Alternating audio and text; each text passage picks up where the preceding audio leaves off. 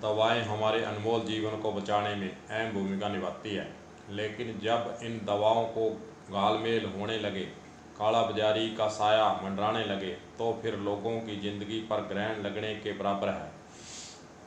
अफसोस इसी बात का है कि तमाम कवायदों के बावजूद गरीबों को सस्ती दवाएं उपलब्ध करवाने की सरकार पहल भी धरातल पर खरी नहीं उतर पाई है। दवा के ब्रांडिंग के नाम पर गरीब जनता को लूटने का खेल देश में लंबे समय से जारी है। दवा कंपनियां अपनी मनमानी कर भोली भाली जनता को लूटने में पीछे नहीं रह रही है। सरकार निजी दवा कंपनियों के मनमानी दाम वसूलने की प्रवृत्ति पर लगाम लगाने में भी पूर्णतः असफल साबित हो रही है। ब्रांडिंग के खेल में जेनेरिक दवाओं के महत्व को दबाया जा रहा है। जीवनदाता डॉक्टर का कमीशन कई गुना बढ़ गया है। कंपनियों के मेडिकल कार्यकर्ताओं की सरकारी अस्पतालों में अंदर खाने घुसपैठ कर लूट का कारोबार चरम सीमा तक पहुंच गया है। दवा कंपनियां ब्रांडिंग के नाम पर देश को लूटने पर लगी हुई हैं। प्राइवेट दवा कंपनियां जेनेरिक और एथिकल दोनों दवाएं बनाती हैं। दोनों ही कंपोजिशन समान होती है, दोनों की गुणवत्ता परफॉर्मेंस बराबर है, पर जेनेरिक दवाओं की मार्केटिंग ब्रांडिंग पर पैसा खर्च नहीं किया जाता है, जबकि एथिकल दवाओं पर कंपनियां जमकर ब्रांडिंग करती हैं। डॉक्टरों को 40% तक कमीशन देने से पीछे भी नहीं हटती हैं। इसीलिए देश के डॉक्टर ब्रांडेड दवाओं को लिखना पसंद करते हैं। पंजाब के लुधियाना में गुरु नानक मोदी खाना के नाम से दवाई की दुकान खोलकर सस्ते रेट पर दवाई उपलब्ध करवाने की मुहिम शुरू की गई, तो नामी दवा कंपनियों ने इस दुकान को बंद करवाने के एडी चोटी का जोर लगा रखा है। दवाइयाँ की सप्लाई तक बंद कर दी है। देखो, इसे कहते हैं दवा कंपनियों की देश के अंदर दादागिरी। कलम न्यूज़ के द्वारा भी दवा बिक्री में चल रहे लुका छिपी के खेल को समझने का प्रयास किया है। जो तथ्य और जो जानकारी मिली है उसके 2-3 उदाहरण देकर दवा कंपनियों की पोल खोलने का हमारा प्रयास होगा। डॉक्टर हमेशा ब्रांडेड फार्मा दवाइयाँ को ही लिखते हैं। दवाई है निमोलिस्टेड पैरासिटामोल, इसके पते पर कंपनी में 40 रुपये प्रिंट कर रखे हैं तथा बाजार में इसकी बिक्री दर 10 रुपये है।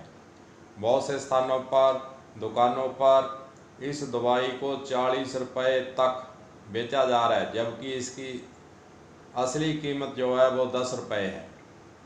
IV सेट ड्रिप लगाने के काम आता है। इस पर प्रिंट रेट 90 रुपये अंकित है। इसकी बिक्री दर 20 रुपये के लगभग है। और अगर हम देखें तो प्राइवेट हॉस्पिटल पर मरीज से इसका 90 रुपये वसूले जा रहे हैं। कानूला ड्रिप लगाने के काम आता है। इसका प्रिंट रेट 113 रुपये अंकित है और बिक्री दर 40 रुपये है, पर प्राइवेट हॉस्पिटल में ज़्यादातर मरीजों से 113 रुपये शरेआम वसूले जा रहे हैं। ये तो 3 उदाहरण पेश किए हैं।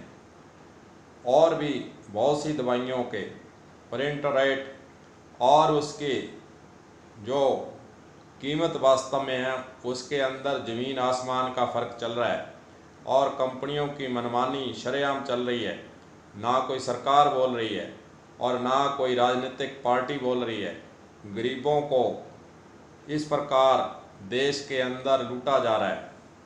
पहला प्रश्न यही है कि दवा कंपनियां अधिक दरें क्यों अंकित करती हैं, इस पर रोक क्यों नहीं है। नकली दवा की जांच के लिए लैब की उपलब्धता नहीं है। जेनेरिक दवाओं को नहीं लिखने वाले डॉक्टरों पर क्या कार्रवाई की जाती है, उन पर कोई कार्रवाई नहीं हो रही है। सरकार की ओर से दवा कंपनियों को खुली छूट फिर क्यों है, ये जनता के सवाल हैं कि इस प्रकार सरकार की तरफ से दवा कंपनियों पर लगाम क्यों नहीं लगाई जा रही है और गरीब जनता को क्यों लुटने पर छोड़ा हुआ है। इस प्रकार हम देखेंगे कि पूरे भारत के अंदर इस प्रकार जितनी भी दवाई बनाने की कंपनियां हैं वो अपने किए हुए इस तरह से जो शोषे छोड़ रही हैं उससे बाज नहीं आ रही हैं और शरेआम गरीबों को लूटने का काम देश के अंदर चल रहा है।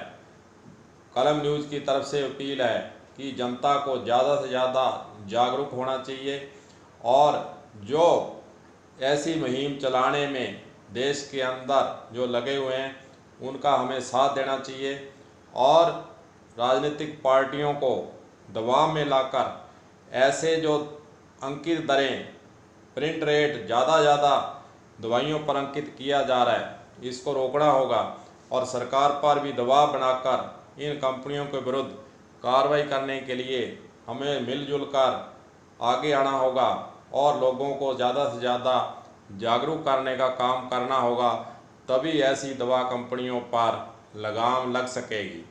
कलम न्यूज़ के लिए गुरदेव सिंह सैनी, हनुमानगढ़।